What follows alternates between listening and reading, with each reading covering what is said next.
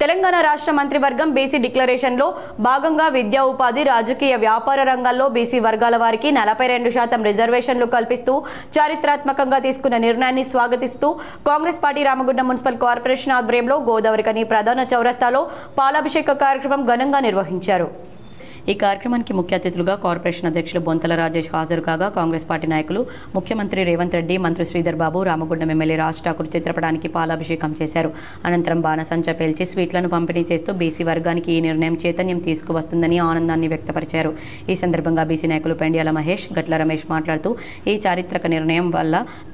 లక్షలాది బీసీల జీవితాల్లో వెలుగు మెరుగుతుందన్నారు। ఈ నిర్ణయం తీసుకున్న రాష్ట్ర ప్రభుత్వానికి ముఖ్యంగా రామగుండం ప్రజలకు ప్రతినిధులుగా మా హృదయపూర్వక కృతజ్ఞతలు తెలియజేస్తున్నామని పేర్కొన్నారు। ప్రభుత్వం ఏర్పడి 18 నెలలు కావస్తుంది। రేవంత్ రెడ్డి ప్రభుత్వం ఏర్పాటైన మొదటి నాటి నుండి ఇప్పటి వరకు కూడా ప్రతి క్షణం బడుగు బలహీన వర్గాల అభ్యున్నతి కోసం, పేద ప్రజల డెవలప్మెంట్కే అధిక ప్రాధాన్యత ఇస్తూ ప్రతి విషయంలో కూడా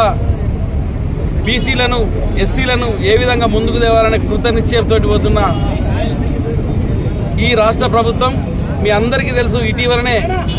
కులగణన కార్యక్రమం పెద్ద ఎత్తున రాష్ట్ర వ్యాప్తంగా ఏర్పాటు చేయడం జరిగింది। విధానపరమైన నిర్ణయాల పార్లమెంట్లో కావచ్చు, పిఎంఓలో కావచ్చు, సీఎంఓలో కావచ్చు, సెక్రటరియట్లో కావచ్చు, ఎక్కడైనా విధానపరమైన నిర్ణయాలు తీసుకునే ప్రతి వ్యవస్థల, ప్రతి కమిటీల, ప్రతి బ్యూరోక్రసీలో కూడా బీసీల సంఖ్య జనాభా దామాషా ప్రకారంగా ఉండాలనే రాహుల్ గాంధీ గారి నిర్ణయం మేరకు జనాభా ప్రాతిపదికన 42% రిజర్వేషన్లు ఇవ్వడానికి ఈ తెలంగాణ రేవంత్ రెడ్డి గారి ప్రభుత్వం ముందుకు రావడం అందరికీ తెలిసిన విషయమే। గత 2 నెలల క్రితమే అసెంబ్లీలో తీర్మానం చేసి ఢిల్లీకి బిల్లు పంపడం జరిగింది। అక్కడ ఇంకా రాష్ట్రపతి వద్ద బిల్లు పెండింగ్లో ఉన్నప్పటికీ నిన్నటి కేబినెట్ మీటింగ్లో ఎట్టి పరిస్థితుల్లో కూడా ఈసారి స్థానిక సంస్థల ఎన్నికలలో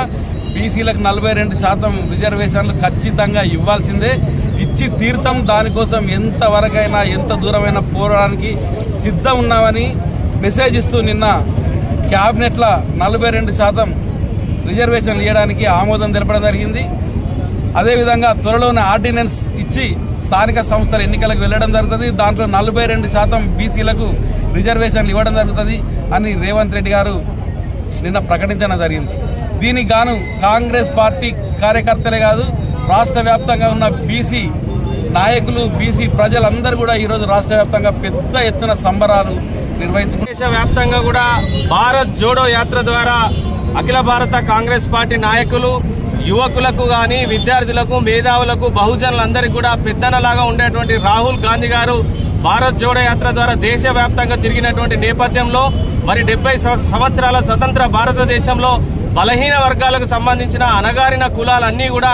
ఇంకా కూడా విద్యకు, ఉద్యోగానికి, ఉపాధికి, మరీ ముఖ్యంగా ఆ రోజు డాక్టర్ బాబాసాహెబ్ అంబేద్కర్, రాజ్యాంగ నిర్మాత అయినటువంటి అంబేద్కర్ గారు ఏదైతే కలలు కన్నారో రాజ్యాంగంలో పొందుపరిచిరో రాజ్యాధికారంలో బలహీన వర్గాలు ఉన్నప్పుడే వారి వర్గాలను కూడా అభివృద్ధి చెందుతాయని చెప్పి ఆశించి ఆ రోజు ఎన్నికల సమయంలో మరి పిసిసి అధ్యక్షులు రేవంత్ రెడ్డి గారు అయితేనేమి, అదేవిధంగా మేనిఫెస్టో కమిటీ చైర్మన్ గా ఉన్నటువంటి పెద్దలు శ్రీధర్ బాబు గారు అయితేనేమి, జిల్లా కాంగ్రెస్ పార్టీ అభ్యర్థిగా ఇక్కడ కాంగ్రెస్ పార్టీ శాసనసభ్యులుగా ఉన్నటువంటి రాజ్ ఠాకూర్ అన్న గారు అయితేనేమి,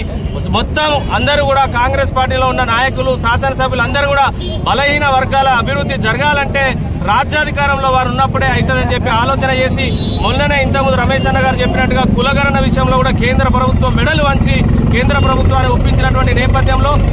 ఇంకా ఈ కార్యక్రమంలో కాంగ్రెస్ పార్టీ నాయకులు కాల్వలింగస్వామి, బొంతల రాజేష్, మహంకాళి స్వామి, తిప్పరపు శ్రీనివాస్, ఎండి ముస్తఫా, పాతపల్లి ఎల్లయ్య, దీటి బాలరాజు, బొమ్మక రాజేష్, కొమ్ము వేణు, నజీముద్దీన్, నాయని ఓదెలు, కొప్పుల శంకర్, సింహాచలం ధూళికట్ట సతీష్, గడ్డం శ్రీనివాస్, ఓదెలు, గౌస్ మోయిద్, సన్నీ, కౌటం సతీష్, దొంతుల కిరణ్, డేవిడ్,